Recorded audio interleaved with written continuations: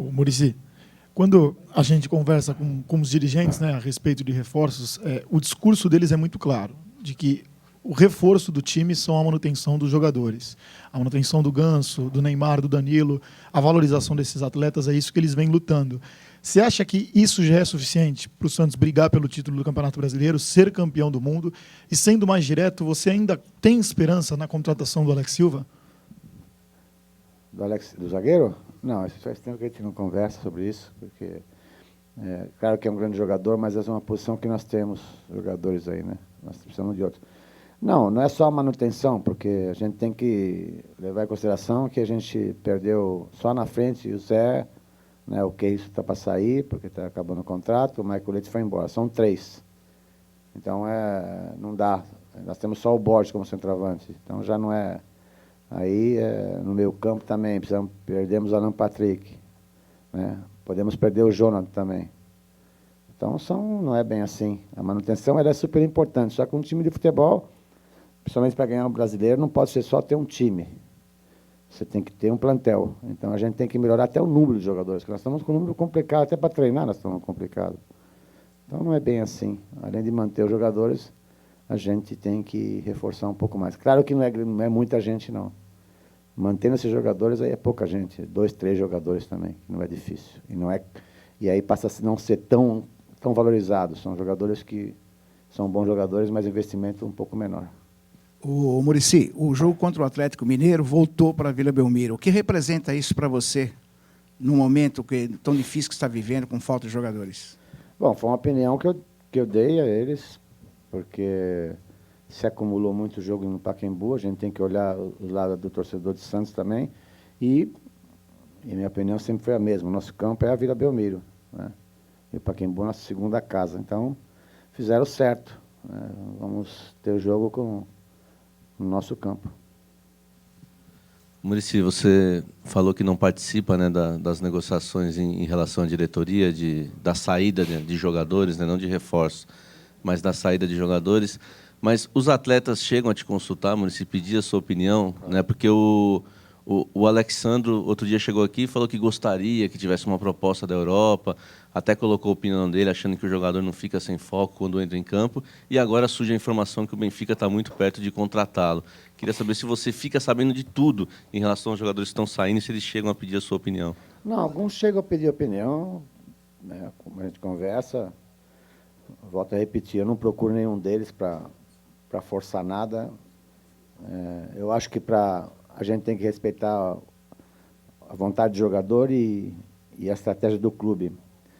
Então, alguns me pedem opinião e outros não. Eu dou opinião muito quando vem jogador, porque aí, claro, como eu que vou trabalhar com jogadores, aí não dá para o cara contratar e eu trabalhar. Então, tem que ser do jeito que eu penso.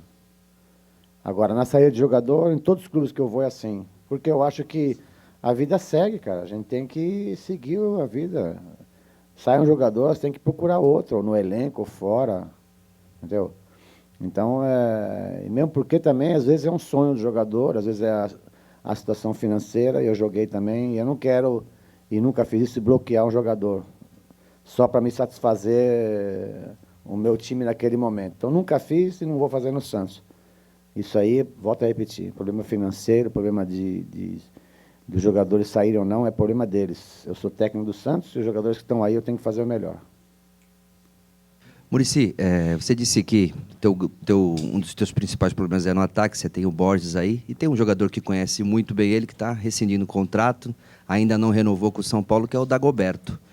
É um jogador que te interessaria ver no Santos, junto com o Borges aqui? O Dagoberto é um grande jogador, a gente percebe, né? A gente percebe pelo mercado que já existe interessados na nossa frente, com certeza, mas sempre bom jogador, sempre é interessante para todos, né? Mas a gente percebe que, primeiro que o São Paulo está querendo renovar e outros times também, que a gente sabe está atento a isso, né? Mas é claro que a gente, pelo mercado não dá para entrar, porque aí vira um leilão e aí encarece, cada vez que entra um time na briga, encarece muito, mas com certeza é um grande jogador e seria bem-vindo em qualquer time. Muricy, 3 dos grandes jogadores que você tem aqui estão na seleção brasileira, o Elano, o Neymar e o Ganso. Sem esses astros, muda um pouquinho o ambiente aqui do Santos? Não tem torcida nem árvore assistindo o jogo, talvez um pouco de menos de jornalistas aqui no treino acompanhando. Muda um pouquinho? Você sente que muda? A gente está sentindo falta dos moradores das árvores, porque os caras... Porque também tem que entender que é férias, né? Eles saíram de férias, fecharam a porta aí. Porque os caras moram aí na árvore, né, mano? E é isso, acho que é momento de férias, também ganharam a Libertadores, os caras ficam meio acomodados, não vêm no treino. Então muda, claro que muda. Porque os caras são os astros, os caras são eles que são os artistas mesmo, eles que são os diferentes. Mas o clima do trabalho não, o clima do trabalho continua como sempre, não muda nada a nossa maneira de trabalhar, continua igual, mas com certeza é menos jornalista, menos torcedores, mas é uma coisa natural, né? Todo mundo entende que realmente os nossos jogadores agora está tudo voltado para a seleção brasileira. Muricy, eu sei que você já abordou esse assunto, mas eu gostaria mais uma vez que você pudesse falar sobre essa questão da rivalidade que está saindo das 4 linhas do Barcelona com o Real Madrid em relação ao Neymar. Você falou que não se mete nessas negociações, mas você durante a coletiva opinou, dizendo que atualmente, pelas características do Neymar, o Barcelona poderia ser o clube que melhor o Neymar hoje se encaixaria. Queria que você abordasse um pouquinho sobre essa questão que hoje tem aí sido notícia para todo mundo. É só um palpite, às vezes não, pode ser que o jogador chegar lá no time que eu opinei o contrário e faça uma coisa diferente. Mas eu vejo hoje, tecnicamente, pode ser que o Neymar chegue amanhã no Real Madrid e muda totalmente a maneira de jogar, porque o Real Madrid, se percebe pelo seu treinador, é um time muito tático. Então, se a gente vê, por exemplo, o campeão internacional de Milão, quando foi campeão, o Eto'o, sem a bola, ia lá atrás marcar os caras. E assim ganhou, porque o treinador pensa assim, é um time muito tático, né? E o Neymar, a gente sabe, né, é um jogador que tem que estar livre para jogar. Um jogador que a única coisa que ele pensa é ir em direção ao algum adversário. Né? Ele sem a bola, ele pode até ocupar um espaço, mas não vai ser prejudicado muito tecnicamente.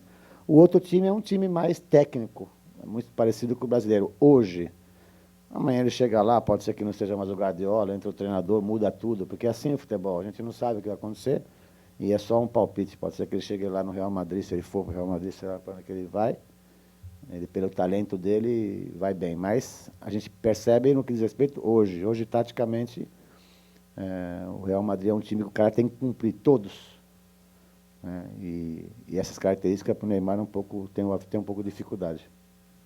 Muricy, como é que você encara hoje a tabela do Campeonato Brasileiro, a classificação? Você já acha, o Santos é uma equipe que quer brigar pelo título, essa distância para os líderes, mesmo com jogos a menos, é algo que já chega a ser preocupante, ainda não? Você já esperava por isso? Que análise você faz?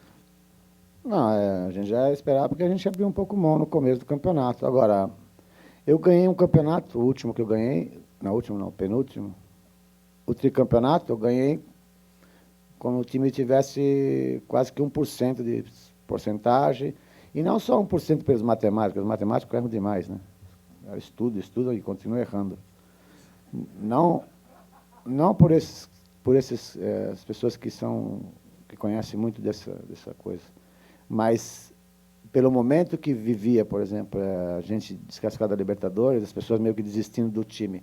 Como eu não desisto nunca, aí a gente foi buscar um campeonato que parecia muito difícil, porque nós não contratamos, a gente ficou com o elenco que a gente tinha mesmo, porque estava todo mundo desanimado, e a gente foi buscar um campeonato que parecia perdido, e fomos ser campeões. Então, por isso que eu acredito em tudo. O Campeonato Brasileiro, ele oscila demais, porque às vezes tem time que está muito bem, mas enquanto a janela não fechar, a gente não pode dizer que esses times vão continuar bem, vão perder jogadores. Então, de repente, machuca jogadores, os caras não têm reposição. Então, é um campeonato complicadíssimo para a gente opinar.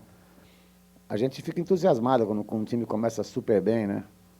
Igual o próprio São Paulo ganhou 5 jogos seguidos. Pô. Então, isso aí, você via só a manchete, isso nunca aconteceu na história. Agora perdeu 3 seguidos. Então, já muda tudo. É um campeonato complicadíssimo, cara. O cara se manter assim, até o final, é muito difícil. Então, a gente tem que esperar um pouco mais. Até as equipes se definirem quem é que vai ficar nos clubes, que ainda não está definido. Até a janela, enquanto ela estiver aberta, pode mudar tudo.